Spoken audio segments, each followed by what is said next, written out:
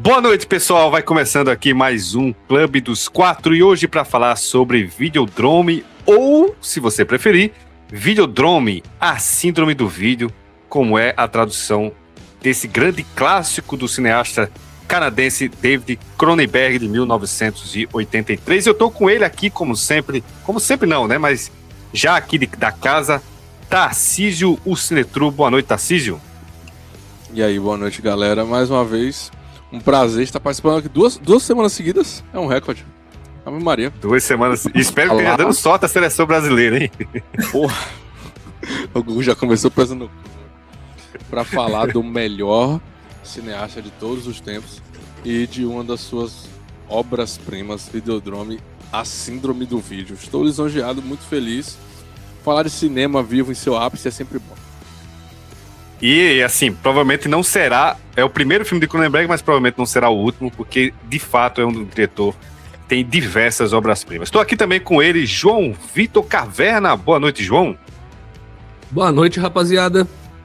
Espero que estejam todos bem. É um prazer estar aqui de novo participando do Clube dos Quatro e falando do primeiro filme que eu vi desse diretor, que eu já fiquei encantado lá na época por ele. É isso aí. Boa noite também para Eupídio Rocha, direto de Montes Claros. Boa noite aos colegas, boa noite a quem está nos ouvindo. Aqueles avisos básicos, né? Se inscreva no canal, dê o joinha, né? Não custa nada, é só apertar o botãozinho. Curta o Instagram do Clube do Filme, siga-nos no Instagram e visite o site, que não tem filme do Cronenberg lá, mas a gente tem esperança e certeza de que logo teremos a filmografia completa do Cronenberg. Esse vacilo será rapidamente corrigido. Será, com certeza será reparado aqui esse vacilo de não termos ainda crítica de Cronenberg. E daqui a pouquinho a gente já vai fazer aquela introdução que só você sabe fazer, logo depois da vinheta. Que nasce Bacurau é o quê? E o menino fala, é gente. Bacurau é sobre esse esvaziamento dessa identidade a partir de conflitos que são muito de fato. Mas você tá falando desse voo do vampiro, ele vai aos poucos trazendo... Esse momento, esse terceiro momento da pizza, né, é marcado por uma questão da saúde.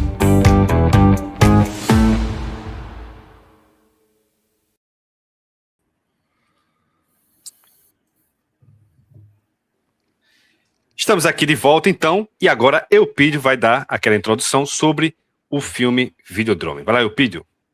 Videodrome, esse filme sensacional, lançado no Brasil com o perspicaz subtítulo A Síndrome do Vídeo, de 1983, do canadense David Cronenberg, né? Considerado uma obra radical e extremamente influente no cinema dos anos 80, uma mistura de ficção científica com horror psicológico e sátira midiática. É a história do Max Rain, um diretor de um canal de TV sensacionalista que descobre uma misteriosa transmissão, né? Essa transmissão vai envolvendo o Max, vai apresentando a ele uma outra realidade, pode ser uma alucinação, ou pode ser verdade, ou pode ser simplesmente um exercício de alguém que está aterrorizando ele. E à medida que ele vai fazendo as suas investigações, ele entra nesse submundo, né? Reproduzindo elementos muito, muito caros ao Cronenberg, né? Essa mistura de realidade, alucinação, a questão da manipulação tecnológica, né? Que se funda em todos esses elementos. Tem a questão do famoso horror corporal, né? Body horror, que é a deformação, a fusão da carne e da tecnologia, algo que o Cronenberg vai fazer em diversos filmes e que, de certa forma, já tinha trabalhado também em outros temas, né? E é um dos filmes que, efetivamente, coloca o Cronenberg sobre o olhar do cinemão estadunidense, né? Você, como canadense, você tem a delícia e a tristeza de morar ao lado dos Estados Unidos, né? Então pode ser para o bem ou para o mal, né? É mais ou menos a mesma situação que o México. A diferença é que os mexicanos são latinos, né? Os canadenses são filhos da Inglaterra também, né? Filhos dos britânicos e até dos franceses. Então, quer dizer, a fronteira é uma fronteira limpa, né? Quer dizer, é uma fronteira muito tranquila até a eleição do atual presidente dos Estados Unidos, que aparentemente está querendo fechar a fronteira lá também, para prejuízo muito maior dos Estados Unidos, né? Mas é um filme impressionante, é daquelas pérolas dos anos 80. O Cronenberg, como eu já disse, ele é canadense, nasceu em Toronto, que não é a capital do Canadá, mas é a maior cidade do país. Ele nasceu no dia 15 de março de 1943. Quer dizer, a gente poderia, há alguns meses, alguns dias, estar comemorando o aniversário de 83 anos do Cronenberg, né? O Cronenberg ele é filho de um jornalista e de uma musicista, o que estabeleceu uma família ligada às artes, né? E muito próxima do consumo da arte, e despertou interesse nele pela literatura, ciência e cinema. Ele começou fazendo um curso de cinema e basicamente ligado à área de biologia e bioquímica. Ou seja, ele começou ali nas ciências médicas, né? Mas mudou para letras. E foi em letras que ele se graduou e adquiriu a sua experiência em literatura inglesa, né? A partir daí, no mesmo momento em que ele estava cursando a faculdade, ele já investiu nos seus curtas experimentais, com a pegada underground, já chamando a atenção daquelas pessoas que gostam de cinema, e, de certa forma, a obra do Cronenberg, né, passeia muito por isso, né? Ficção científica, psicanálise. Ele chegou a fazer um filme sobre o Freud, né? Um método perigoso, um filme de 2011, estrelado pelo seu alter ego por um tempo, que é o Viggo Mortensen, né? E também parte pela ideia da transformação do corpo humano, essa ideia do body horror, né? Da mudança do corporal, né? Que agrada muito a ele, né? Isso está presente, além do Videodrome, está presente na Mosca, o maior sucesso comercial de todos os tempos do Cronenberg, Gêmeos, Mórbida Semelhança, que também é um filme que passeia pelo incômodo, Existências, que é uma ficção científica também pegada com uma coisa meio alucinógena, né? E outros filmes aí do Cronenberg. O Cronenberg tem uma filmografia poderosa, muito boa, é um cara que deixou uma marca e uma influência no cinema, né? Ele tem uma série de diretores que, de uma maneira ou de outra, recuperam, reproduzem, referenciam as suas produções, inclusive o próprio filho dele, né? Brandon Cronenberg. E dentro da filmografia do Cronenberg, os 6 filmes de maior sucesso são Enraivecida na Fúria, sucesso comercial, claro, né? Esse nome é fantástico. Enraivecida na Fúria do Sexo, Habit, estrelado pela Marilyn Chambers, uma das grandes estrelas do cinema X-rated estadunidense, estrela do famosíssimo Garganta Profunda, que é de 1977. Segundo a lenda, custou $500 mil canadenses e rendeu $7 milhões americanos, né? Scanners, Sua Mente Pode Destruir, outro subtítulo maravilhoso, 1981, que custou $4 milhões e rendeu 14. Marcas da Violência, e aí a gente já chega nos anos 2005, né? Que faz uma duplinha muito boa com Senhores do Crime, 2 filmes que são thrillers policiais, né? Muito bons, muito violentos, estrelados pelo Viggo Mortensen, né? Que é, de certa forma, o alter ego do Cronenberg. Eles já fizeram uns 4 ou 5 filmes juntos, né? Então, quando o Viggo Mortensen não está defendendo a Terra-média e perseguindo Sauron, ele está fazendo filmes com Cronenberg, né? O Marcas da Violência custou 32 milhões, rendeu 61, e Os Senhores do Crime custou 25 milhões e rendeu 56. E aí a gente chega na Mosca, né? A refilmagem agressiva de efeitos especiais práticos, brilhante do Cronenberg, de 1986, refilmagem da Mosca da Cabeça Branca, né? Refilmagem / homenagem da Mosca da Cabeça Branca, que custou a bagatela de $9 milhões e rendeu 60 milhões, né? Ou seja, o Cronenberg, aqui no Videodrome, que não foi um sucesso, em Scanners foi um sucesso, que é o filme anterior, Videodrome não foi um sucesso, mas mostrou o que efetivamente consolidou aquilo que o Cronenberg já tinha trabalhado em todos os seus outros filmes e que ele iria explorar posteriormente em outras obras também, né? O Cronenberg, inclusive, tem uma adaptação muito boa do Stephen King, né? Que é o... Gente, como é que é o nome dele? Aquele com o Martin Sheen. Como é que é Martin mesmo? Sheen? É o Dead Zone, que o cara sofre A um hora da. acidente. Não, Hora da A Hora Zona da Morta. Zona Morta. A Adaptação. Hora da Fora da Zona Zona Morta. Morta. É o Outro Christopher título, Walken. Uma das melhores adaptações do King, inclusive, para sem cinema. dúvida. E um filme bem pouco gráfico, né? Quando a gente pensa, porque é um filme muito mais Sim. de suspense, né? E tensão. Outro O filmão. Martin Sheen faz o candidato, né? E o Christopher Walken faz o vidente. Isso, o Christopher Walken é o personagem principal, o Martin Sheen é o É. candidato a presidente dos Estados Unidos, que vai causar a Terceira Guerra Mundial. Filmaços, filmaços. Nós estamos aqui falando de um mestre do cinema, né? Eu não vou falar muito bem do Cronenberg, eu vou deixar isso para Tarcísio, né? Que ele já vai fazer esse processo. É o maior A fã gente- número 1 de Cronenberg do Brasil, né? A gente pode até tentar fazer aqui fazer o elogio a Cronenberg, mas nunca vai alcançar os elogios que Tarcísio vai fazer já já. Mas antes de chamar aqui, vou começar com o Tarcísio então, João, pode ser? Começar com o Tarcísio para ele fazer essa introdução. Tarcísio, eu conheço Tarcísio há basicamente 6 anos, né? E já desde desse começo, assim, desde que eu conheci ele, já gostava muito de Cronenberg, a gente já falou bastante de Cronenberg. Eu não tinha assistido nenhum filme, até quando a gente se conheceu, nenhum filme de Cronenberg. E hoje eu já tô vendo aqui, eu vi 10 filmes dele. E tirando o Crimes do Futuro, que eu realmente não gostei, todos são espetaculares. Então, posso dizer que realmente Cronenberg, aos poucos, foi me conquistando. E eu quero saber como é que foi a tua assim, história de conhecimento de Cronenberg, o que é que tu acha dele hoje? Faz essa introdução aí pra gente. Eu vi um pouco mais do que 10, né? Aqui no Letterboxd tá marcando 26. Tem 26 de 24, né? Tem alguns curtas. Não, pior que no Letterboxd tem 42 coisas, mas tem Ah, sim, sim. muitas curtas que, tipo assim, não existem, tá perdido também, tem umas coisas dessas. Enfim, no geral, eu já vi todos os longas, com exceção do último, The Shrouds, porque eu não sei, eu entrei num momento de órfão, assim, eu tô assim, não quero ver, porque eu tô sentindo que é o último, sabe? E eu tô adiando. Foda. Esse momento chega pra todo mundo, é foda. É. E aí, esse é o único que eu não vi, Mas- porque já tem disponível pra assistir, tá? Mas Não, mas o Crimes do Futuro de 1970, chegasse a ver?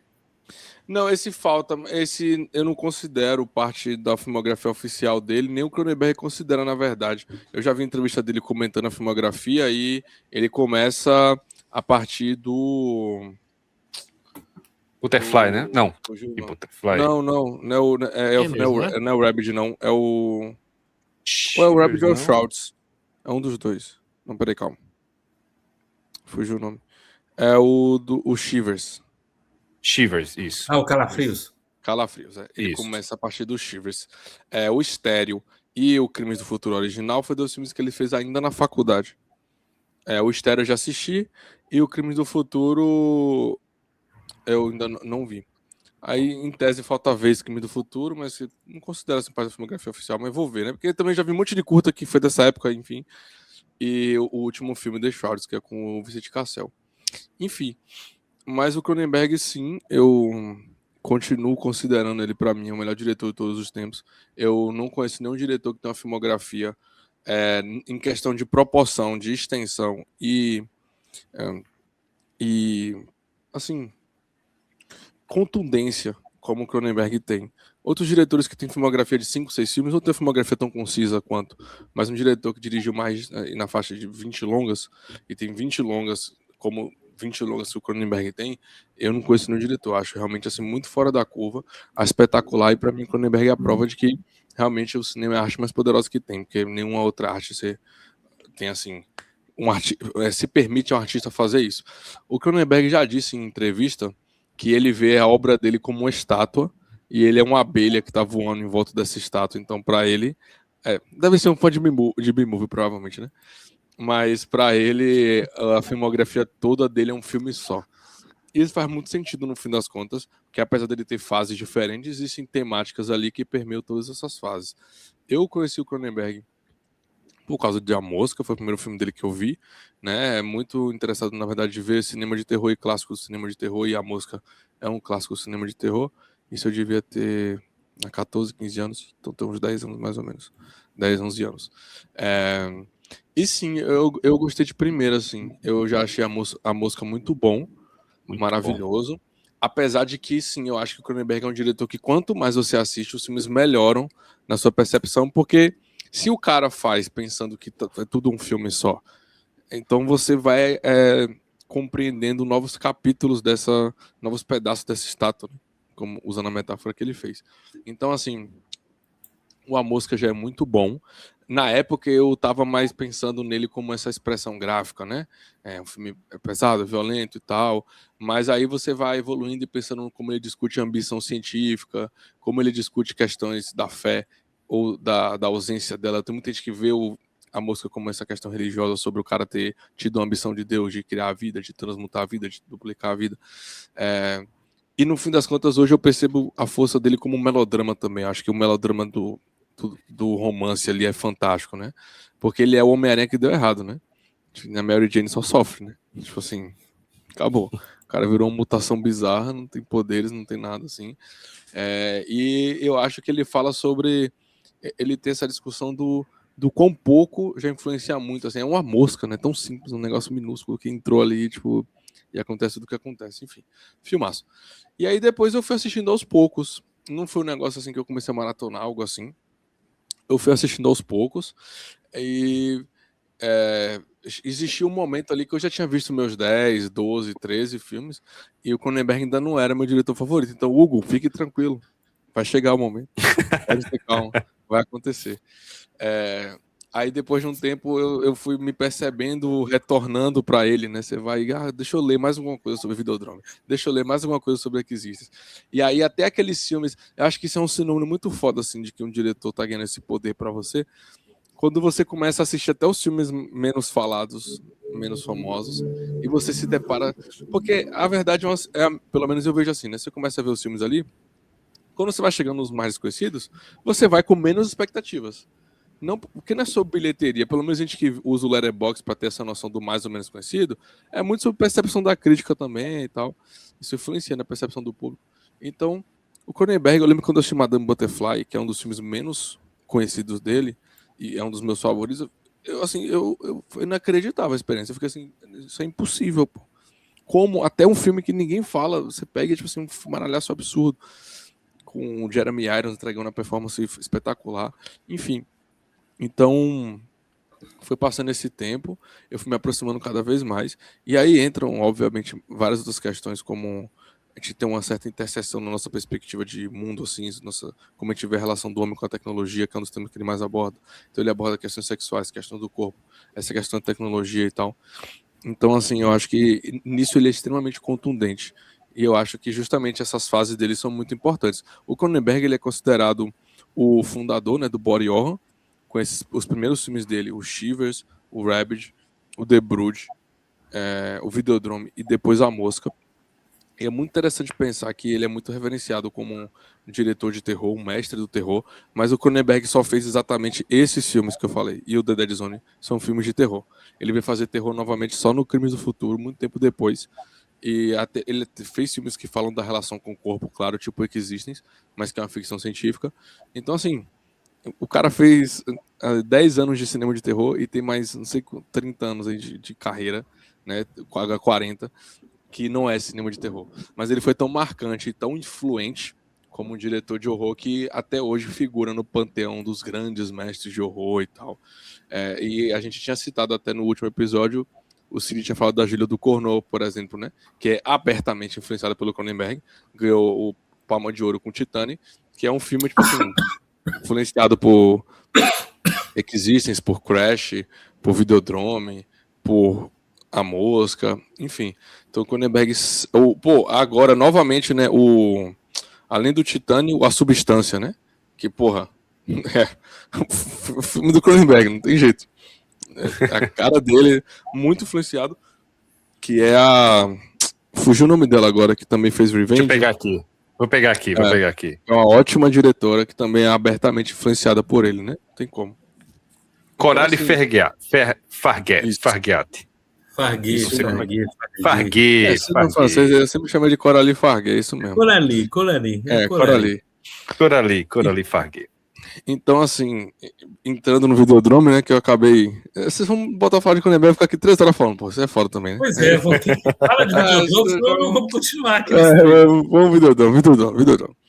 Mas é boa a introdução. Foi uma boa introdução da experiência de Cronenberg. Eu, pelo menos, eu gosto de ouvir, né? Mas vai lá, Videodrome agora. Importante salientar que o Cronenberg, ele poderia ser mais famoso do que ele é, né? Mas ele recusou entrar mais para Hollywood. Então eu não considero o Cronenberg um diretor americano.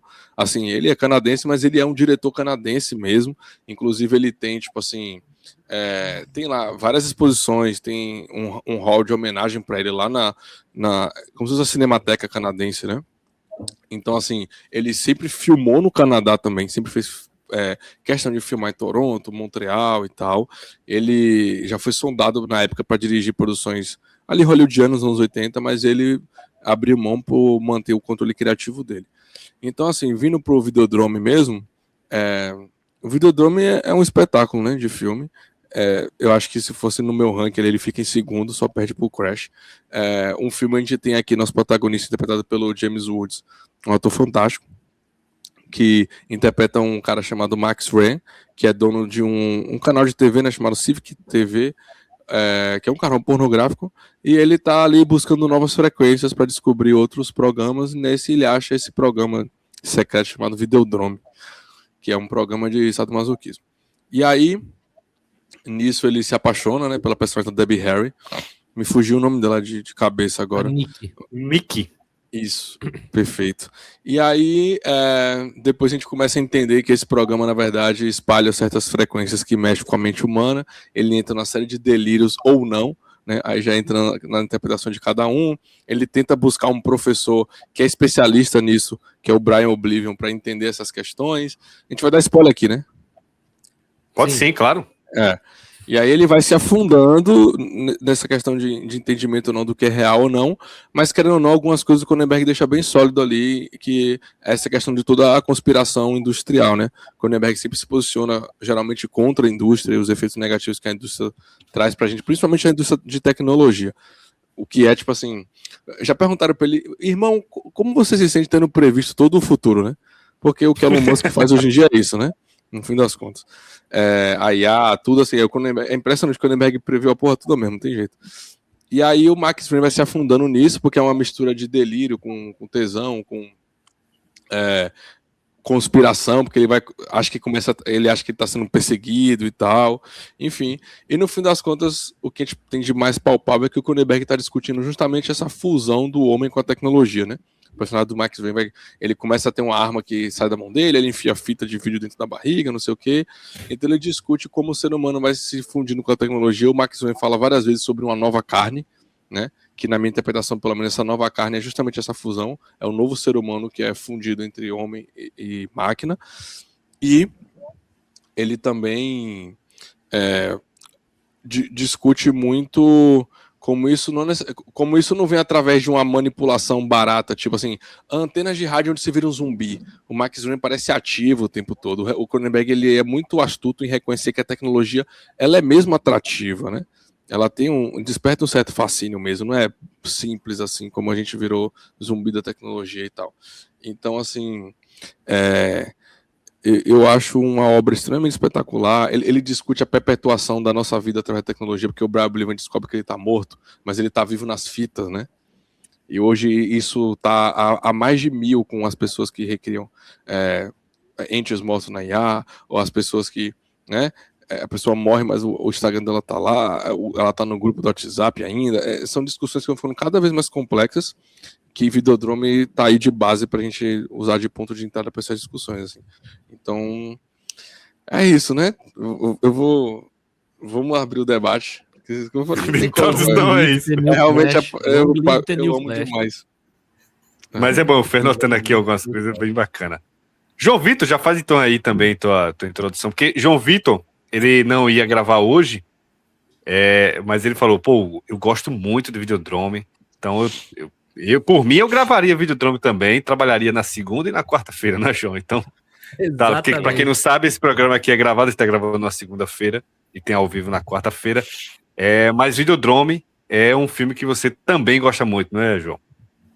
Eu tenho uma relação engraçada com ele, Hugo, que enquanto o Tarcísio estava falando, eu tive um flash aqui de memória. E olha a coincidência, né? Eu não tive o mesmo prazer que o Tarcísio de conhecer o filme muito novo. Conheci ele com uns 17, 18, coincidentemente por um amigo chamado Hugo Fonseca. Olha aí, né? Um Hugo também tá responsável por esse filme chegar em mim. E ele foi o cara que ele conversava, eu já conhecia cinema, né? Ele era mais velho. E aí eu perguntei, né? Você tem algumas recomendações de cinema? Pra você ver como a cabeça do cara funcionava. Ele fez eu assistir Eraserhead, Videodrome e Os Excêntricos Tenenbaums, cara, do Wes Anderson, né? Foram esses 3 filmes que ele me jogou no colo na época. E aí depois ele veio com o Tarkovsky, né? Ele falou pra eu ver Stalker. E quando eu vi o Videodrome pela primeira vez... Foi piorando, então. Foi piorando, mas o Stalker eu gosto muito ainda. O Wes Anderson eu já não sou mais tão entusiasta. Mas o que me pegou no Videodrome é que na época foi um filme que me impactou, mas eu fiquei muito confuso com ele, né?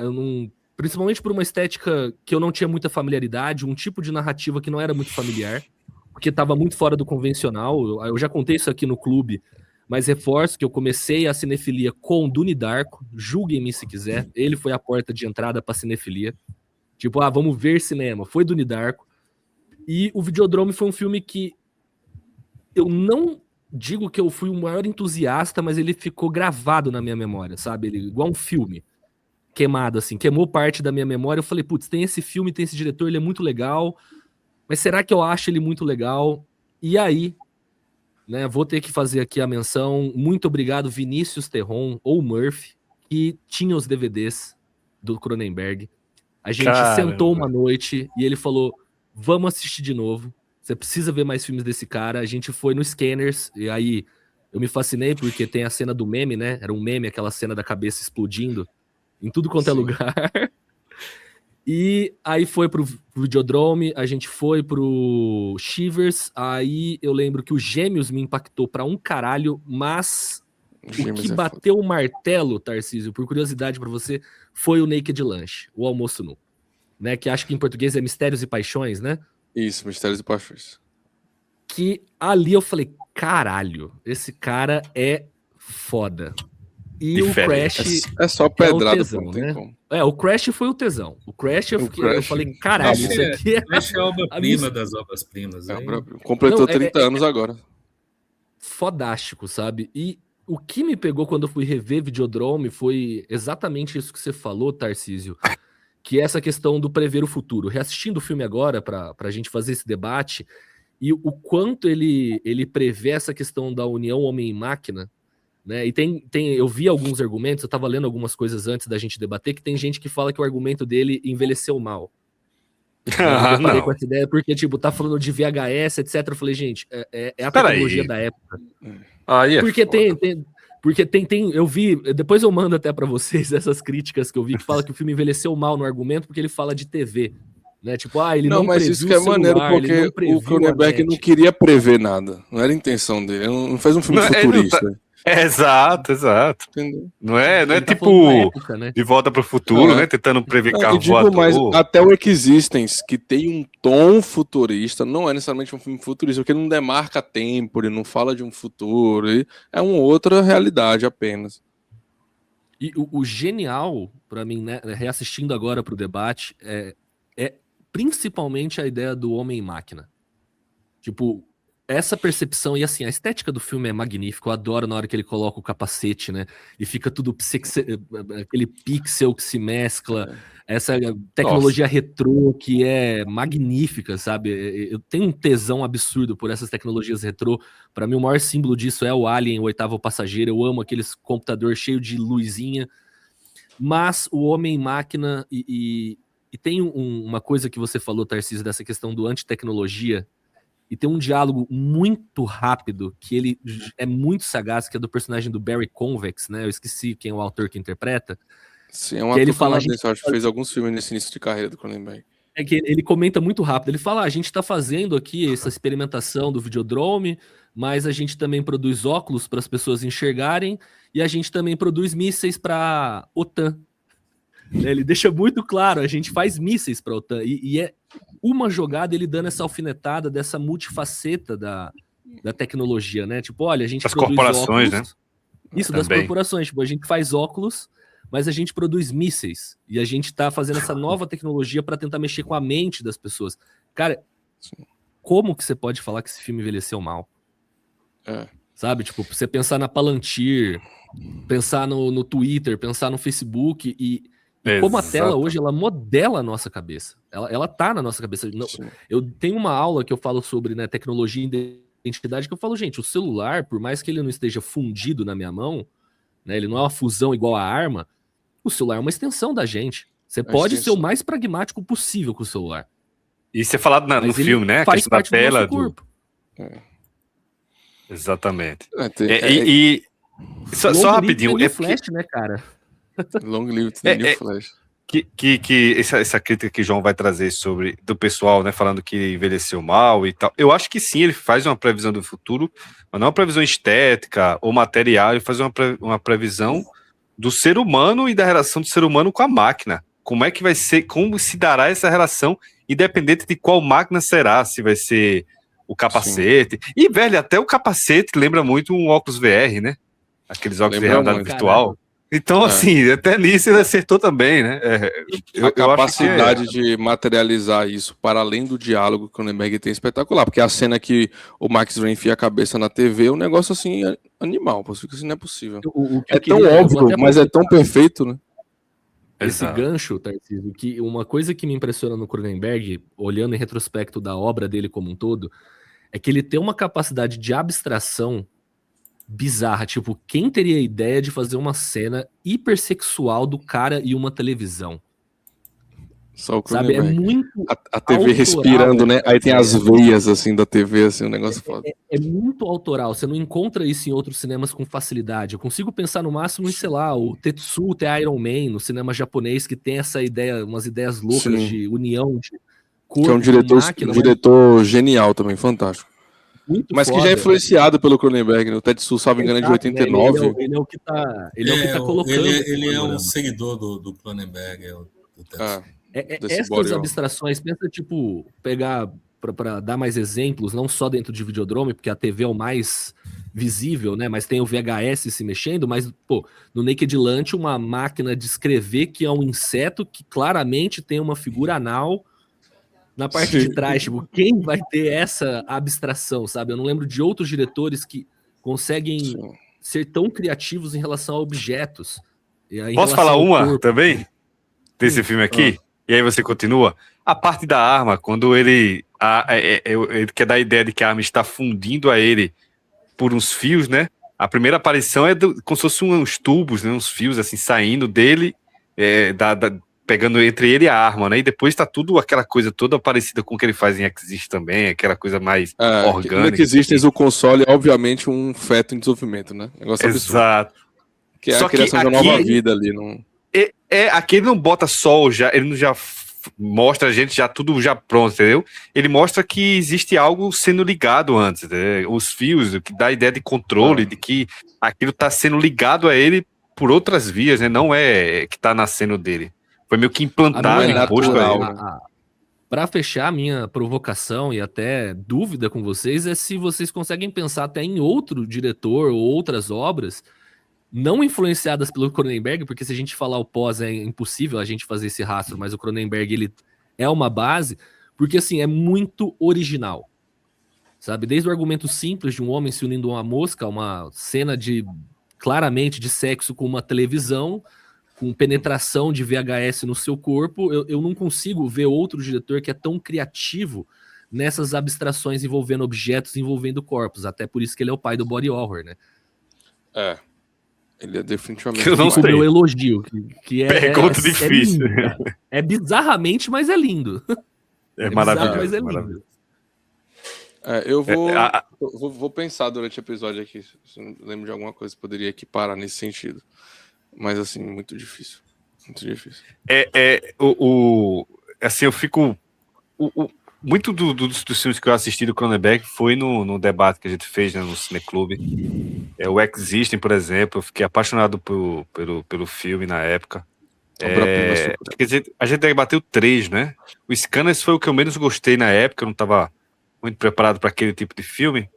É aquilo, né? O primeiro contato com um filme que você não está acostumado, com o horror que você...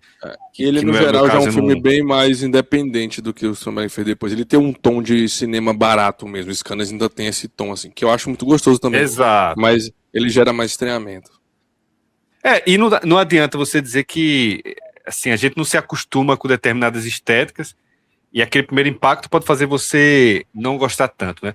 Mas todos os filmes de Cronenberg, assim, que eu vi, eu não consigo pensar em outro diretor que faça o que ele faz em relação a tudo isso que a gente está falando, né? Dessa junção da máquina e trazer, meio que unir a tecnologia a algo mais orgânico, não algo de máquina mesmo assim. Isso é espetacular. Deixa eu chamar o Pilha aqui também para falar já um pouquinho também sobre Cronenberg. Vai lá, Eupídio.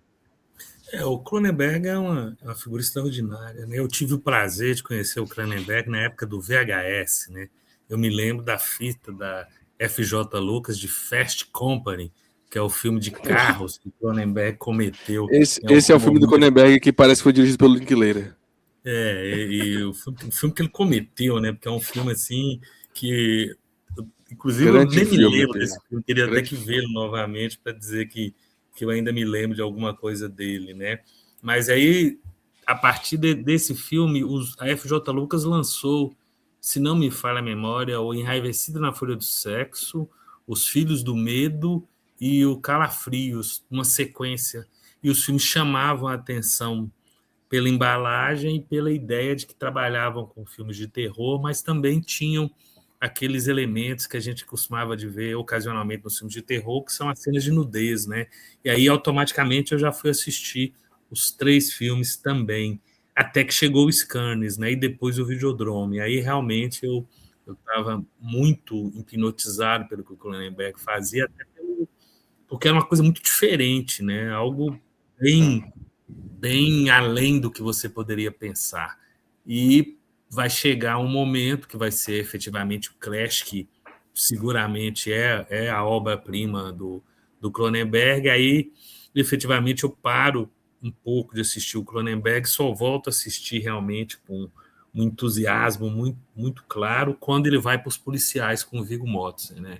Os Senhores do Crime e Marcas da Violência, que são 2 filmes brilhantes, são 2 filmes que são excepcionais, né?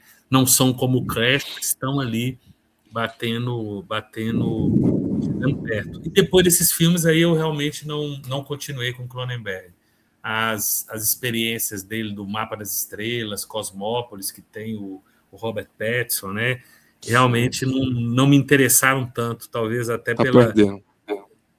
Mas a gente perde umas coisas, né, Tarcísio? Afinal de contas, tem uns japoneses coreanos aí que a gente não vai entrar nisso, mas todo mundo sabe o seu histórico da Amazon Prime, você fica lá assistindo. Aí, Mapa para as Estrelas, você não vai ver Cosmópolis. Inclusive, o Prime estreou coisa muito boa, tem um filme muito bom lá, tá? Devem ser melhores do que Cosmópolis, com certeza. Não, aí talvez você querer demais, né? A não ser aqueles dos anos 80. Mas o Cronenberg é um cara brilhante. É um cara que tem uma obra primorosa que vale a pena ser conhecida, né?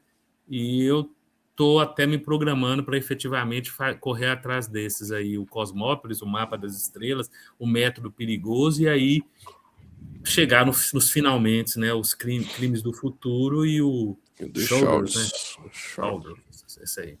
E aí ver se sai mais alguma coisa. Mas também aos 83 anos não são todos que são Clint Eastwood, né? Em termos de produtividade e longevidade. E outra coisa, o Cronenberg também está sofrendo muito com falta de financiamento, né? A Netflix ia fazer uma série com ele, chegar a aprovar o projeto e depois voltar atrás. É o Consumidos, não é isso? Ele tem que é baseado num único livro de ficção que ele escreveu, que eu tenho, mas ainda não li. Mas ele é baseado. A notícia que eu tenho é que ele ainda quer fazer, mas agora vai fazer em formato de filme. Mas ele tem a questão do cansaço também, do financiamento. Até onde eu sei, tá parado.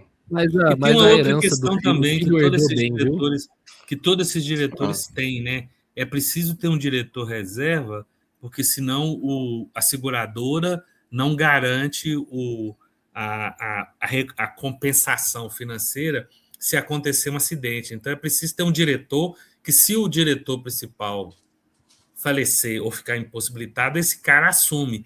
Então já é uma outra questão do tipo, por exemplo, quem seria esse diretor e o quanto que o Cronenberg aceitaria o outro diretor Tem fazendo que ser o isso, filho. né? Eu tenho uma sugestão, né? O Meu filho dele. Não, Meu Até filho faz muito bem. Esse O tem que Mais ser Brando- conhecido Brando- como o príncipe. É o príncipe. O príncipe do o cinema. Brando vai numa linha legal, né? Ele também. Ele É, também assim tem uma como cara- existe o Mário Bava e o Lamberto Bava, existe o David Cronenberg e o Brandon Cronenberg. É que isso já é melhor do que o Shyamalan com suas filhas. Então, muito Que é melhor. melhor do que o Coppola também, com a Sofia Coppola. Com a- Eu ia falar isso, eu ia falar de Coppola agora. É uma briga melhor, mas não tem comparação, né? Mas é um diretor que existem determinados diretores de cinema que conquistam respeito, né? São caras que você fala assim, não, esse cara realmente ele Tem um lugar tem inquestionável. essa cancha, essa credibilidade. Cronenberg é um desses caras, sabe? Cronenberg que vai te quando você assiste um filme dele, você sabe que você está vendo algo que é realmente cinema nas possibilidades do que o cinema oferece. E efetivamente ele mostra isso. É muito difícil você pensar, por exemplo, é muito simples, assista um Filhos do Medo ou Enraivecida, aí você vai para o Scanners, passa pelo Videodrome, e aí vai ter uma sequência dos filmes dele. E quando chega o momento que ele vai para Marcas da Violência e Os Senhores do Crime, é impressionante, porque eu assisti aquele filme e falei assim, cara, isso não é o filme do Cronenberg. E ao mesmo Verdade. tempo é o filme do Cronenberg. Mas É como é muito que filme. ele faz uma coisa, como é que ele faz dois policiais tão maravilhosos, e tão 1970, né? Porque ali a gente está vendo policial daquela coisa de um Get Carter, de um John Burman no máximo da capacidade dele, um Friedkin, um Frankenheim. E é muito Cronenberg. Eu fiquei assim, pô, esse cara realmente é genial mesmo, né? Então, acho que é isso. Cronenberg é genial, é difícil falar sem bater palma por ele, né? E Videodrome é um puta filme também, filmão. Videodrome é maravilhoso. Tarcísio, tem alguma coisa para falar que eu queria entrar em outro assunto? Eu não sei se vai desviar bastante, mas eu queria que tu falasse um pouquinho mais aí. Sobre isso que o Pedro falou, eu achei, concordo muito, assim, como eu tinha falado hoje, eu acho que o Cronenberg tem a filmografia perfeita. Eu acho que o Videodrome, na verdade, acho que dá para colocar ele como uma página virada, assim. Eu acho que os primeiros filmes, Shivers, Rabid, The Brood e o The Dead Zone, são muito bons, mas a partir do Videodrome, quando ele faz Videodrome, A Mosca, Gêmeos, Naked Lunch, Crash, Madame Butterfly, que existe, tipo assim, não tem como, né? Ele entra, acho que na melhor fase da carreira dele, assim, a partir do Videodrome. Eu acho que no geral, pra você não ficar falando só do Cronenberg no geral, né? Falar do filme, imagino que você vai puxar o assunto específico do filme, né? Então vá lá. Isso. Chama aí. Na verdade, vai acabar falando dele também. Mas isso é interessante, porque casa muito com o que você falou no começo.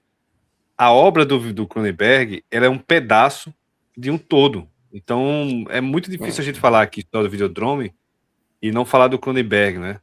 Então, o que eu vou falar aqui sobre o Videodrome, eu acho que casa com a maioria. Que é uma coisa que é um detalhe que eu vi pouca gente falando, mas que eu acho que conta muito, ainda mais comparando com os filmes de hoje em dia. O Videodrome e vários outros filmes do Cronenberg, ele tem um conceito muito específico e que precisa ser explicado para o público, né? E é um conceito muito bem idealizado. Ele cria um universo ali, ele vai falar sobre a questão do videodrome, da questão do sinal TV e como isso interfere no ser humano. Então, em algum momento, ele vai ter que explicar isso para o espectador. Eu acho que isso é espetacular, porque o filme tinha tudo para ser extremamente verborrágico, podia ser extremamente falatório, um monte de gente explicando coisas que o outro já sabia, e ele consegue fazer isso de uma forma extremamente interessante, né? Só para tirar como exemplo de uma cena, quando ele coloca aquele capacete, a gente já fica extremamente interessado e curioso para saber o que é aquele capacete que ele está usando. E aí o cara começa a explicar tudo pro personagem principal, pro Max. Então, ele faz isso constantemente, assim, né? Ele traz conceitos, ele traz objetos ou situações que são extremamente envolventes, e a partir desse envolvimento, aí sim ele começa a parte da explicação, que tende muitas vezes a ser a parte mais chata, né? Então, é uma coisa que parece ser pequena, mas que faz, assim, o filme, ele fluir de forma até mais natural, sem você nem se cansar em nenhum momento dos conceitos. Sim. Pelo contrário, ele vai trazendo você cada vez mais para aquele universo. Você se acostuma com aquele universo. Então, por exemplo, a primeira vez que aparece a barriga do cara cortada, você fica, que porcaria é essa aí, velho? A barriga do cara. Só que depois ela aparece outras vezes, você já tá meio que acostumado, assim. Ah, não, a barriga dele. O que será que vai acontecer agora quando ele enfiar a mão dentro? O VHS humano, né? É isso que eu ia falar. O VHS humano para mim, uma das melhores partes, assim. É espetacular quando ele tira aquele VHS, o cara dá pra ele, tenta encaixar o VHS nele, e ele faz o cara até explodir depois, né? Espetacular, assim. Então, é um detalhe que eu achei interessante compartilhar aqui com você. Tinha três pontos que eu ia trazer. O primeiro é que realmente é difícil não falar da filmografia dele, porque eu parei por lá direitinho aqui, são, ao longo desses anos todos, mais de 40 anos de carreira aí, são 21 longas metragens, tirando os 2 da faculdade, eles são 21 longas. Eu não conheço, depois eu posso pensar e pode até ter, assim, algum outro diretor que fez mais de 20 filmes ao longo de 40 anos, mantendo o máximo do seu controle criativo, como o Cronenberg fez, né? Até o diretor, assim, porque o Fincher, mas o Fincher começou fazendo Alien 3.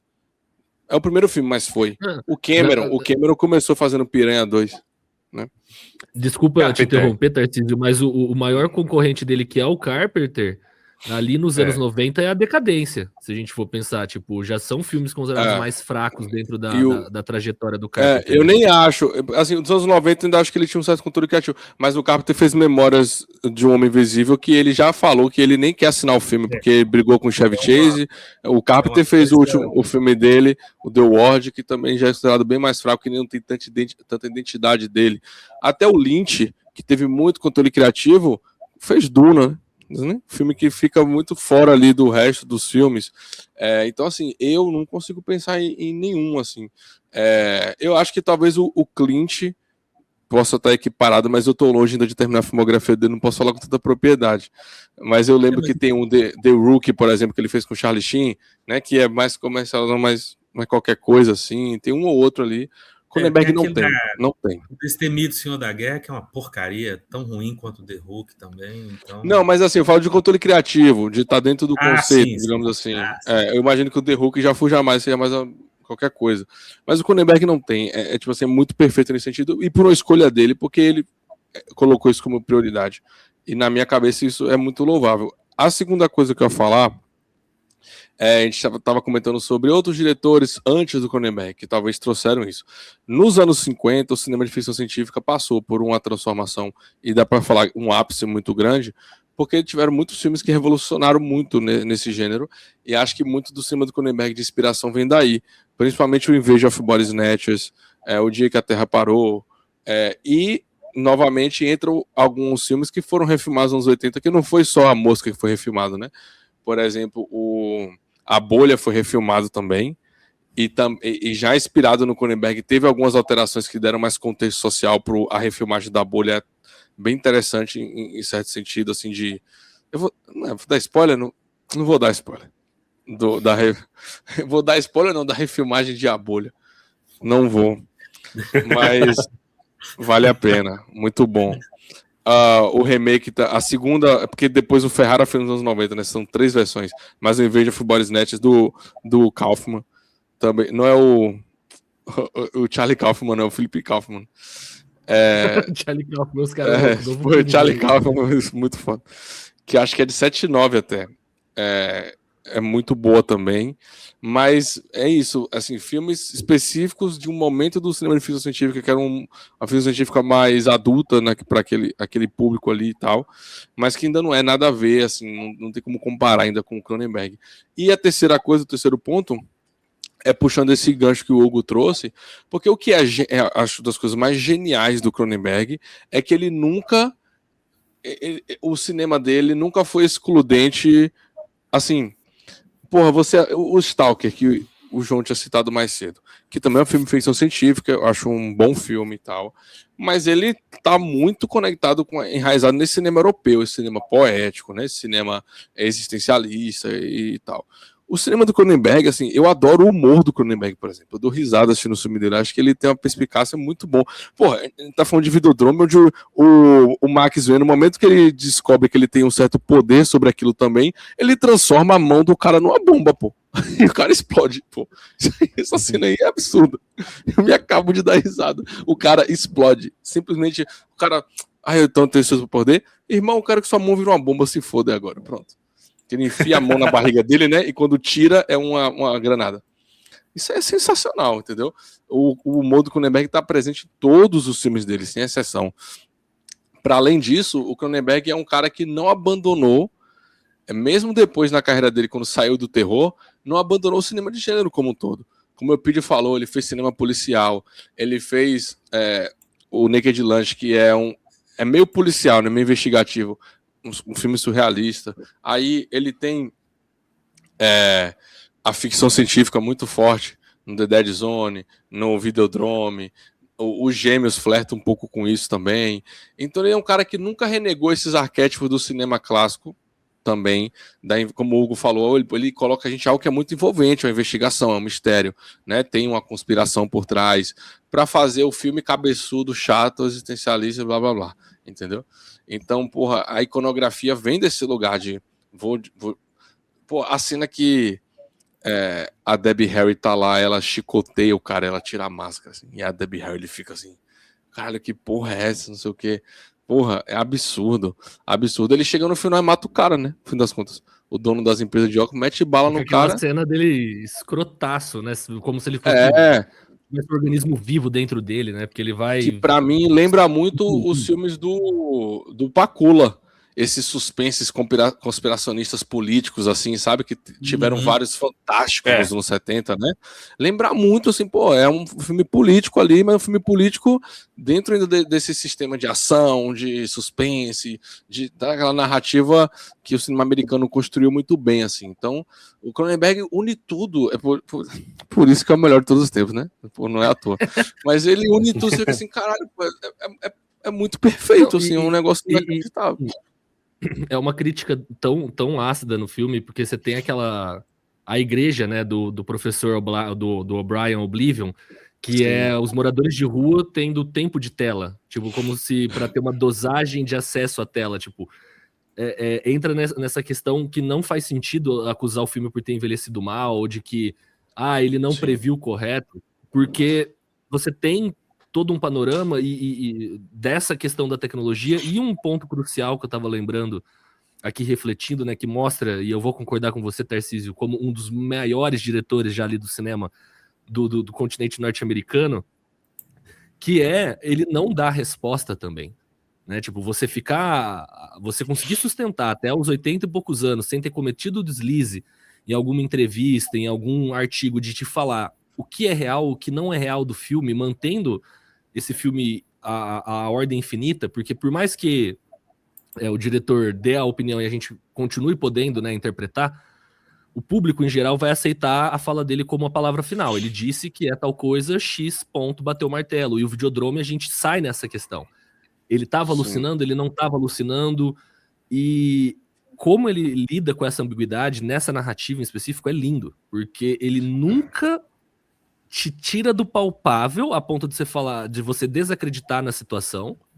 Tipo, você vê no noticiário que ele tá sendo procurado, né? Que ele matou realmente os dois caras no escritório. Mas o quão aquela situação aconteceu daquela maneira que ele imaginou. Sim. Sabe? A gente não tem nenhum tipo de afirmação concreta, porque a gente também é o público vendo pela tela.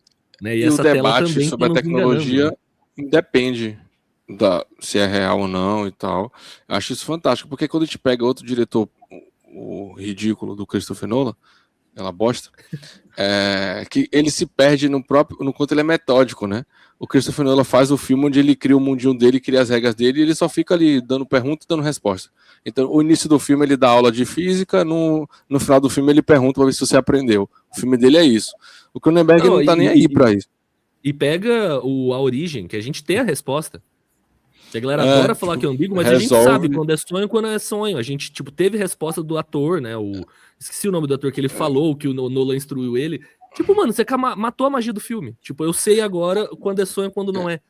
Mas é porque o Nolan gosta de se sentir inteligente e as pessoas gostam do filme do Nolan porque elas gostam de se sentir inteligente. O Cronenberg, assim, eu já vi consideráveis entrevistas do Cronenberg. É impressionante, assim, ele nunca leva para esse lado. Inclusive, eu não sei se vocês já ouviram falar que tem um podcast da neta do Freud, né? E até onde eu sei, o Cronenberg foi o único diretor de cinema que foi lá. Que eles ficam deitados no divã, assim, e tal. E é maravilhoso a entrevista dele. Ele deitadinho, assim, ó, e falando e tal, não sei o quê. Enfim, ele nunca se coloca nesse lugar e ele não tá preocupado, tipo assim, assista meu filme pra você se sentir, olha como eu sou inteligente, olha como é complexo o que eu tô falando. Nunca tem isso, pô, ele tá só se expressando mesmo. Desculpa entrar no meio dessa fala, mas eu acho que isso é o essencial, tipo, ele tá chamando a gente pra se divertir. Saindo do Videodrome pra agregar que, cara, não existe em proposta narrativa uma ideia mais tosca do que a ideia da mosca. É tosco a ideia. Tipo, um cara se teleporta e tem uma mosca do outro lado da máquina e o DNA dele se funde. A ideia é tosca, se você for pensar. Só que é incrível por isso. Ele tá só te chamando, tipo, cara, vem aqui. Você pode puxar um puta debate, como você falou, puxando daquela tua experiência de introdução. Dá pra puxar um puta debate de Videodrome e dá pra você só se divertir com a violência desse filme. E tá tudo bem, sabe? Porque é um filme que ele puxa esse lado de você se divertir e ainda captar pautas sérias, comentários sérios, mas sem ele abandonar o lado da gente se entreter com o filme. E tudo aberto, né? Tudo fica muito aberto, ele não fica dando respostas dentro do próprio filme. E assim, se for parar pra pensar, que a gente falam que o filme não é atual e tudo, a TV é o início de tudo, né? De onde a gente tá hoje. As isso telas. Que o filme não é atual é uma loucura completa. Porque o João tinha lembrado dessa cena maravilhosa sobre aquele abrigo lá, né, para moradores de rua, onde as pessoas têm acesso à tela e tal. E no fim das contas, pelo menos na minha opinião, a maior narrativa que o grande capital criou para ele mesmo ficar financiando esse desenvolvimento tecnológico é vender pra gente que essa tecnologia é uma dádiva, né? Que é um acesso, que a gente tá tendo, nossa, ele tá tendo o acesso à IA, essa ferramenta poderosa. A gente está aqui na fronteira do avanço tecnológico, o Elon Musk está lá na fronteira do avanço tecnológico, desenvolvendo algo que a gente ninguém pediu, não vai mudar a nossa vida tanto assim, não vai resolver a desigualdade social, não vai resolver nada, entendeu? Não vai. Mas é uma dádiva. A gente vai chegar em outro planeta, ninguém se importa, as pessoas querem o fim da escala 6x1, entendeu? Tipo assim, mas ele tá lá, não, a gente vai chegar, a dádiva de avançar no espaço, a dádiva não sei o quê. Ele tira todo o peso do avanço científico para dar lugar a essa narrativa tecnológica sabe, estamos construindo algo para além da existência humana, blá, blá, blá, blá, um monte de pataquada para encher o bolso de dinheiro, entendeu? E essa cena é isso. 1983, né? O cara não tem casa, ele não tem o que comer, mas olha como é incrível que a gente deu uma TV para ele assistir. Deve assim, porra, vai tomar no cu. E fora que dá para fazer o paralelo também dele estar falando da TV como uma droga, né? Como uma droga e como uma conexão muito forte com o humano, né? Então é muito McLuhan, que inclusive é canadense. Ele é fã, não. O Cronenberg é fã declarado do McLuhan. Fã declarado, porque eles fizeram a mesma faculdade, salvo engano. Né? O Cronenberg tempo depois, mas eles fizeram a mesma faculdade. Ele é fã declarado do McLuhan. Não tem jeito. Porque às vezes dá essa impressão também, né? Os caras estão lá, assim, a forma como eles estão olhando para a tela, como se fosse suprindo essa necessidade, né? Também. Então vira uma necessidade. Eu não lembro qual é o diálogo, mas o cara fala no começo da questão da tela, da televisão, tá fazendo parte dele, né? Dele como ser humano. Fazendo parte da... Tem a questão que o Barry Convex, eu não lembro qual que é o personagem, que coloca essa dúvida nele, né? Fala o que é o real agora. Tipo, o professor O'Brien fala isso, né? O Tarcísio relembrou daquele momento que o professor O'Brien ele continua vivo pela tela. E essa dependência das telas, no sentido bem literal que nós estávamos vendo ali, ela só vai sendo cada vez mais reforçada ao longo das décadas. Como eu disse, tipo, o celular é uma extensão da gente. Se você perder seu celular... E entra esse lance, tipo, se os moradores de rua naquele universo ficcional assistem a TV para fazer parte desse universo, pensa nos dias atuais alguém que vive sem celular. Essa pessoa, ela é periférica no Ela não imaginário geral. existe. Gente, é muito mais fácil você encontrar, né, dentro dessas contradições da realidade, pessoas com celular de alta tecnologia, de última geração numa favela, tendo diversas outras pendências em questões de sociocarências econômicas, mas tem um celular. Porque o celular Sim. faz ela existir de alguma maneira. Hoje, se você não tem celular, você é muito rico ou muito pobre. É São os as dois, duas né? Ou você opções. consegue ser rico a ponto de não precisar ter, e alguém usa por você, ou você Exato. realmente tá Não tem fudido de condição. tudo. Você não Exato. consegue dar mais dinheiro pra alguém no sinal, pô, porque hoje é tudo Pix. Não dá mais, não dá mais gorjeta ao garçom. Tem até um filme francês, eu acho que é francês, que eu não vou lembrar o nome do filme, mas é sobre um entregador de aplicativo que, na verdade, ele tem um celular meio velho, meio usado, né? E ele não conseguiu fazer a conta dele do aplicativo, então ele usa a conta de outra pessoa que emprestou a ele. Essa pessoa tem uma lojinha e tal, então ele tem a bicicleta, ele mora em outro lugar, tem que pegar metrô com essa bicicleta, enfim. Você sabe o nome desse filme, né? Esse filme é do Vitória de Sica, né? Não? Não. Mas né? Só que na época a tecnologia era a bicicleta, né?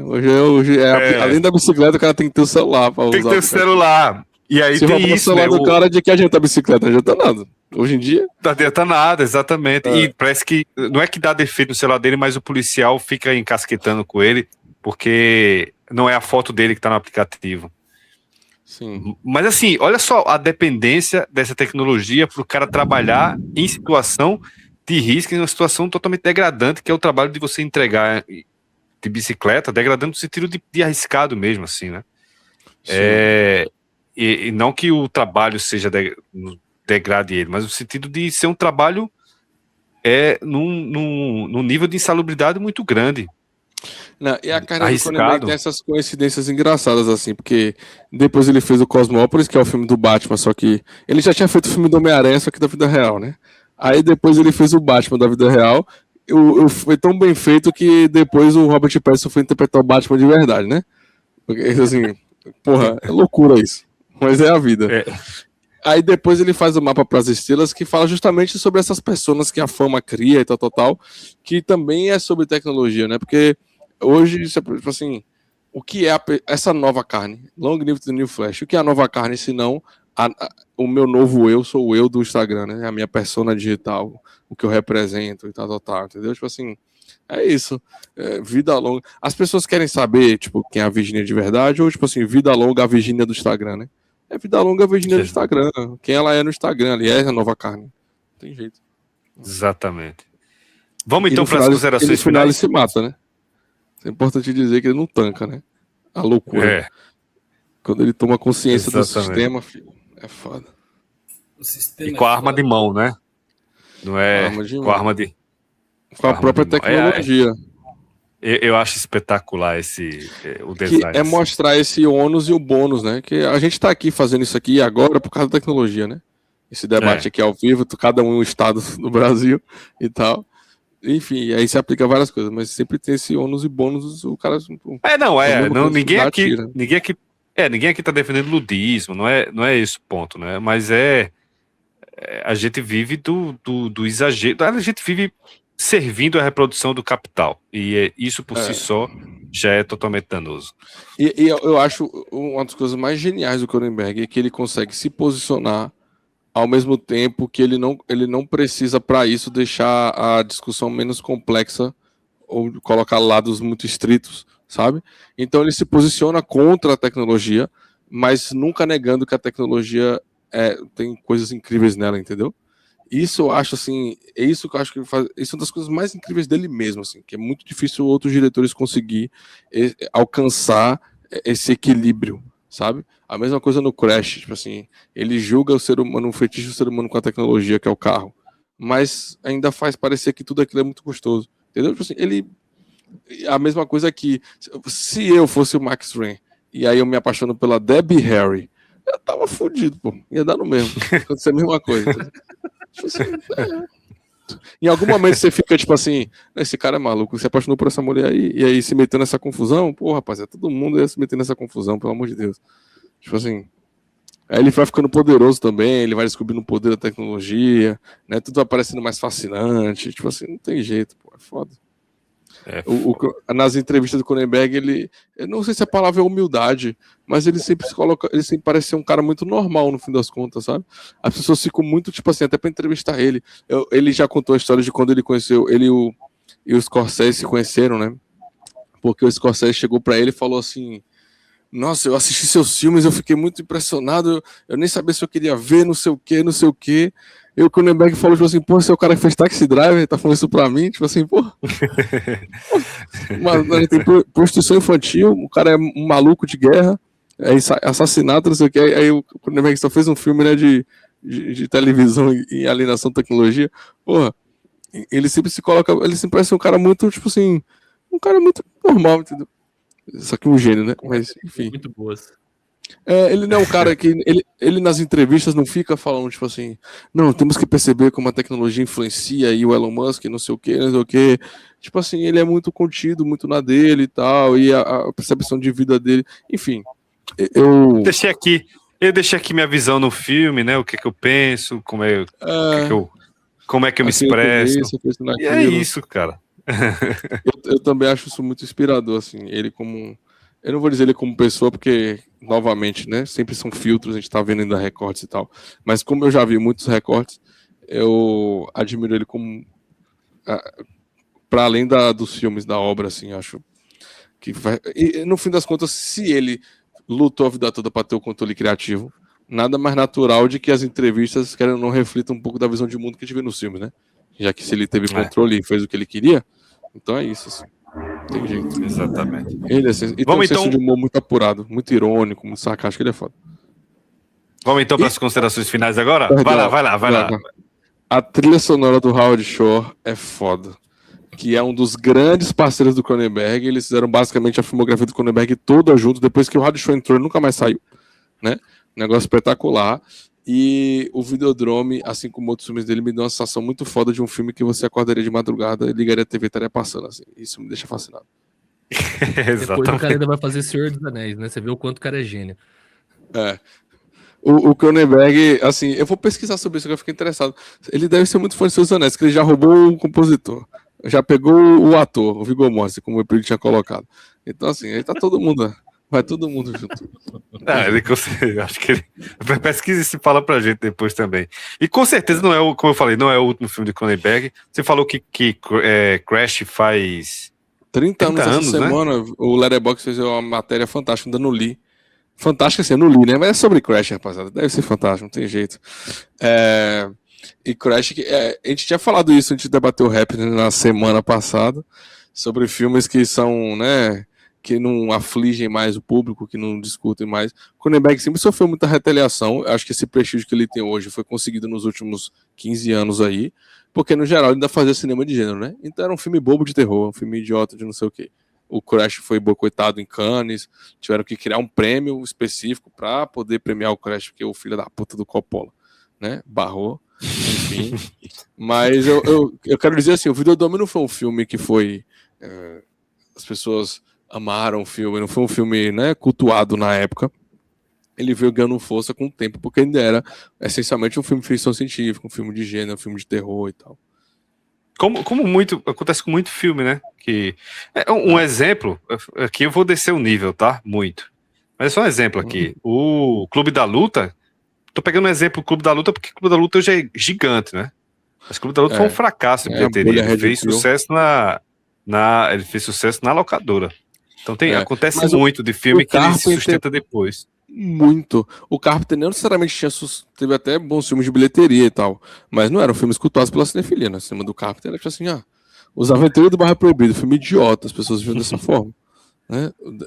They Live, The Thing. Ele é respeitado, sei lá, por The Thing e Halloween, né? Se a gente for colocar que são os dois grandes aí. E hoje em dia... Nem tanto pelo The Thing, porque o The Thing afundou completamente, né? As pessoas acharam uma heresia o cara pegar o filme lá do Hawks, dos anos 50 do Hawks, né, e fazer um filme de tripa e com efeitos práticos, né, e misógino, não tem homem nenhum, não tem mulher nenhuma na história. Então esse filme também só foi recuperado depois com a locadora, né? E mais uma curiosidade, o Carpenter não gosta do Cronenberg não, tá? Eu já vi entrevista do Carpenter falando que o Cronenberg foi pau no cu com ele. O que eu acho meio difícil, assim, falando sobre dois dos meus ídolos, eu só acho que o Cronenberg ainda é canadense, o Carpenter ainda é americano. Acho que um não entende muito bem o humor do outro. Acho que ficou meio assim, né? Mas enfim. Mas deve ser uma situação ruim, né? Dois diretores que tu gosta de ser brigado. Ah, não, mas isso é a cara do Carpenter, pô. Assim, eu amo o Carpenter, mas assim, o Carpenter é chato, né? Chato no sentido, tipo assim, ele não deve nada a ninguém, então ele só quer ficar jogando videogame, não tá nem pra nada, tá ligado? Ele não quer nem sair de casa, tá foda. E tem os royalties. Não, ele fala lá, tomara que faça mais um Halloween, que vai chegar um cheque na minha casa, foda-se. Vou fazer uma série. E o Cronenberg não, tem outra visão, tipo assim, o Cronenberg não deixaria ficar fazendo, tipo, explorando o filme dele aleatoriamente, apesar de que sim, existe sequência Videodrome, existe Scanners 1, Scanners 2, 3, a Mosca também acho que tem, a galera tentou assim, mas nunca foi pra lugar nenhum assim não, tipo. Exatamente. É isso. Vamos então agora sim para as considerações finais e indicação. Pra gente encerrar aqui o debate. Alguém já tem aí a sua indicação? Vai lá, João. Esqueço de... Ó, sobre as considerações finais, acho que a gente martelou muito aqui sobre o Cronenberg, então eu vou vir com uma recomendação de leitura, né? Já fica aí para o público que estiver ouvindo a gente, se vocês quiserem, disponível o PDF que eu vou recomendar aqui, o livro, só mandar mensagem, eu passo isso para o Hugo, para o Opídio, para a gente conseguir divulgar para vocês, mas tem um livro muito bom para quem está interessado aí sobre body horror, né, que chama Contemporary Body Horror, né, escrito aí pelo Javier Aldana Hayes, da Universidade de Manchester, que ele, né, faz um estudo aí em suas 96 páginas sobre o cinema de body horror, comentando aí da trajetória do surgimento desse gênero, né, só na página 2 você já vê o quanto o cara, né, andou pelos estudos, porque ele tá citando aqui já o Chives, Rabid, The Brood, Scanners, o Videodrome, a Mosca, né, o Dead Ringers, aí ele vai pro Alien, aí ele entra no Evil Dead 2, o The Thing, Basket Case, Brain Damage, Basket Case 2, o Frankenhooker, Altered States, assim, ele vai no cinema que a gente, né, sempre fala aí da década de 70, terminando ali no Bride of Reanimator, né, do Brian Usna, mas também o Hellraiser do Clive Baker, né, então ele faz aí uma grande viagem, fica um livro sensacional para quem quiser saber sobre body horror no cinema, né, esse autor explorando toda essa temática, como ele se desenvolve, como ele evolui, até chegando em obras recentes, né, foi um livro publicado em 2024, e acho que um dos filmes mais atuais que ele vem a comentar é A Substância. Então, se vocês quiserem um PDF, só mandar mensagem pra gente, consegue encontrar isso na internet fácil também. Minha recomendação, aproveitando da bizarrice e violência dentro do cinema, vão para Strange Circles, do Sion Sono. 5 minutos de filme vocês vão me entender, tá? O porquê disso, mas nós temos aí um filme que se conecta com a gravação da semana passada, né? O Happiness, se conecta com o body horror do Videodrome, se conecta com o Cronenberg. É uma recomendação, o que eu aviso, né, para as pessoas que forem ver o filme, achei muito legal o Tarcísio ter dado esse recado no último episódio. Quem tiver questões sensíveis, principalmente com o que envolve abuso, é um filme que eu não recomendo, ele vai dar gatilhos, ele envolve abuso infantil, traumas disso numa pessoa adulta, só que com muita violência e principalmente nojeira. Tá? É um filme muito fácil de sentir ânsia de vômito. Não assista esse filme comendo, fica a recomendação. E vá preparado para ter estômago. Não, é porque tem umas cenas muito. Tem pipoquinha, né, Ju?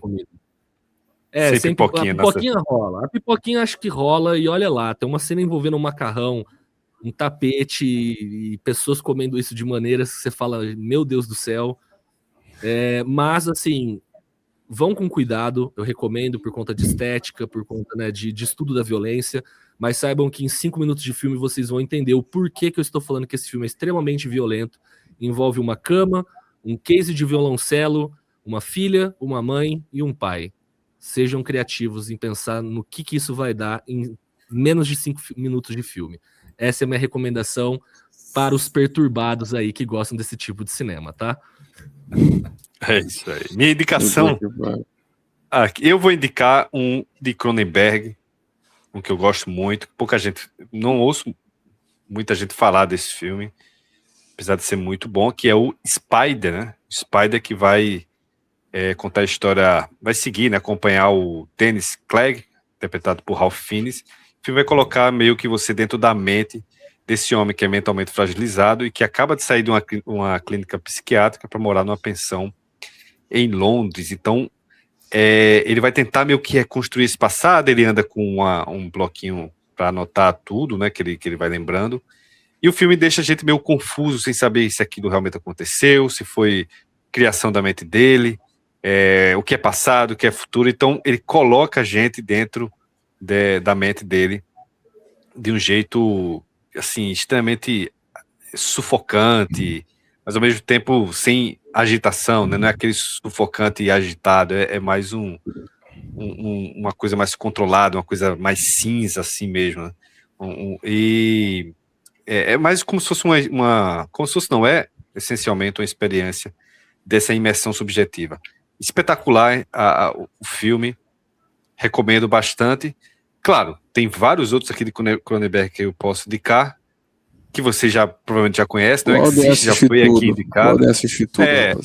Mas eu vou fazer essa menção aqui, o Spider, que realmente não vejo tanta gente falar, quando pensa em Cronenberg, não falam muito do mais Spider. Menos falados, Spider e Madame Butterfly. Exatamente, mas pode ir também com fé, né? Um filme de 2002.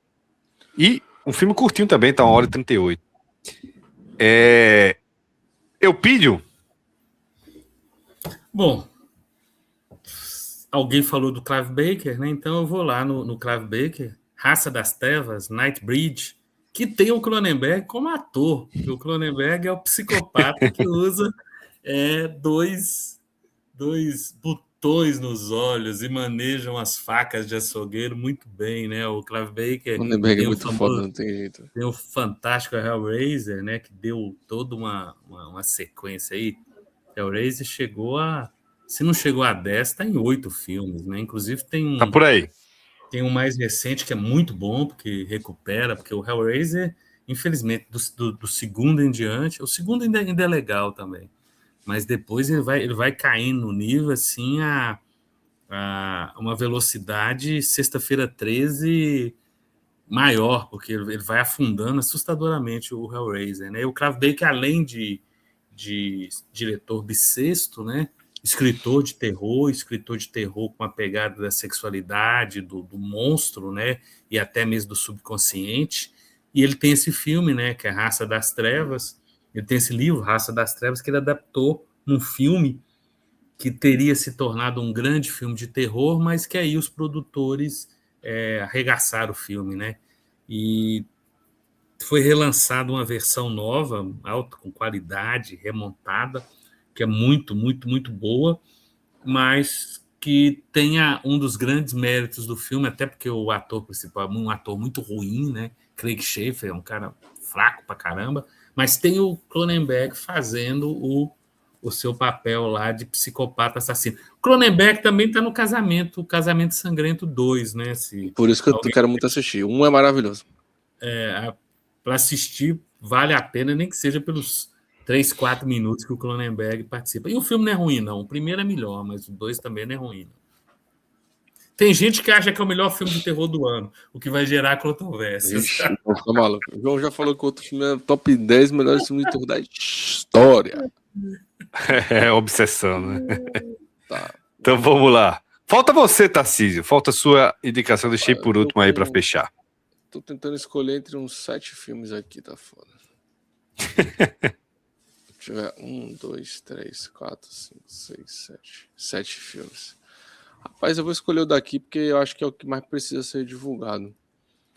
Os outros eu vou só citar o nome. Mas o filme que eu vou indicar mesmo, para ficar aqui no âmbito do cinema canadense também, outro grande diretor de cinema canadense que eu acho absolutamente espetacular, todo mundo já sabe que eu levanto a bandeira dele já há algum tempo, é o Ato Egoyan. E o filme que eu vou indicar dele, é meu favorito dele, é o Family Viewing, um filme de 87. Eu vou indicar esse filme porque, assim, a gente não vai esperando um filme parecido com o Videodrome, né? Porque Videodrome é Videodrome. Tipo assim, é muito específico. Mas o Family Viewing, além de ter esse ar do cinema canadense, que é igual ao Videodrome, ele é um filme que fala sobre como a tecnologia influencia nas relações. Então é um filme que te acompanha o núcleo de uma família ali, e essa família, tanto o filho como os pais, têm o hábito de se filmar através de câmeras caseiras, né, de VHS na época ali e tal. E aí o filme lida muito bem em demonstrar como esse efeito tecnológico de você agora poder guardar e registrar a vida das pessoas ao seu redor, influenciando as relações entre essas pessoas, né? Obviamente dá merda pra caralho, dá um monte de merda. E, para além disso, o Attenborough faz um uso formal muito interessante disso, que o Hennick faria depois, né? No Funny Games, o Attenborough já tinha feito em 87, com essa manipulação da própria imagem, né? Do avançar, do voltar, do pausar de você... Ao pause, agora você é obrigado a se olhar para isso indefinidamente, assim. Então assim, absolutamente genial. Genial mesmo. E para mim, na minha visão, o filme que melhor lidou com essa discussão do registro. Como entender o que é registrar, né? Esse poder que a câmera dá pra gente. Family Viewing é, assim, absolutamente genial. E só citar outros filmes que eu pensei em indicar. O Teses, do Amenabar, por motivos óbvios, né? Discute tecnologia, registro, violência. O Divino Amor, do Gabriel Mascaro, que também discute um Brasil, né, futurista, onde a tecnologia influencia muito nossas percepções religiosas, né, sociais. Isso eu quero rever. O The Stuff, do Larry Cohen, que também fala sobre uma espécie de tecnologia, sobre um iogurte que vai, assim, alienando as pessoas, então envolve conspiração, só que um tom de muito mais cômico, né, bem cômico, assim. Mas extremamente interessante, então discute conspiração, discute assim, o poder que o capital exerce sobre, né, seu público e tal. Muito bom. O Seconds, do John Frankenheimer, que é uma ficção científica dos anos 60 e que discute muito bem essa questão assim, de como esses processos científicos mais ambiciosos podem gerar consequências drásticas, né, na vida de quem se propõe a estar ali como cobaia. Os dois últimos, Demon Lover, do Olivier Assayas, que é um filme que mexe muito com essa percepção do que é real, do que não é, e esse fala da indústria dos jogos. É, assim, absolutamente fantástico, muito bom. Esse chega até a ser mais realista. Acho que o João vai gostar, porque ele lembra um pouco mais o Naked Lunch, que vai mais pro surrealismo. Então, você já não entende mais o que está acontecendo, já tá tudo muito louco, assim. Só que esse, ao invés de ser escritor, é um desenvolvedor de jogos, né? Então, os caras desenvolvem jogos muito loucos lá, o bagulho fica louco. Mas é muito bom. E para fechar, o Mulher nas Dunas, do Teshigahara, dos anos 60, um japonês que é filmaralhaço absurdo, e que eu ia indicar porque ele fala muito bem dessa perdição pelo prazer, né? Fala sobre sabe que é um pesquisador, um viajante, que acaba caindo ali se perde nas dunas, uma mulher acha ele entra em delírio de amor por essa mulher, mas ali existe uma conspiração naquela pequena sociedade ali. Então tem essa questão de se deixar levar, né, pelo amor, pelo tesão, e se ver numa conspiração e acaba caindo pro terror mesmo. Outro filmaço. É isso. Foi. Tá aí, o homem ficou empolgado, o João foi também. O João ficou acabou saindo aqui, João, acho que caiu a internet dele. Mas ele tá... Ele foi procurar um papel. O Pedro falou que Casamento Sangrento era melhor do que o filme que ele assistiu aí. Ele não gostou, mas ele tá aí, ele tá de volta, Mas aí, Tarcísio empolgou, indicou aí pra vocês 7 filmes, mas tá válido, é bom. E então é isso, né, gente? A gente vai ficando por aqui, tem mais alguma coisa? Os filmes, né? O que você indicou, o Spider, é o único que tá fácil de achar, porque ele tá em 2 streams, Look e Netmovies, né? Porque o Look é o pago, o Netmovies é o gratuito. Tem o site e que também tem 4 canais do YouTube, onde é que tem uma programação muito boa. Netmovies tem uma programação muito boa mesmo, e para quem gosta de filme dublado também é uma gracinha, porque tem muita coisa dublada, né? Agora, o restante, Strange Circus, o Nightbreed, Racha das Trevas, e o Exibição Familiar, também conhecido como Family Viewing, que o Tarcísio falou, só por meios alternativos ou procurando aquele amigo seu que sabe navegar pela internet. Muito foda. É isso aí, só falar com a gente aqui também, que a gente vai arranjar. Não desista do cinema, não. Não desista. E é isso aí. Então, a gente vai ficando por aqui com mais um episódio do Clube dos Quatro. Hoje um episódio especial para falar de Cronenberg, né? Em meio à Copa do Mundo aí, a gente não sabe o que está acontecendo na Copa do Mundo, não tem nem ideia.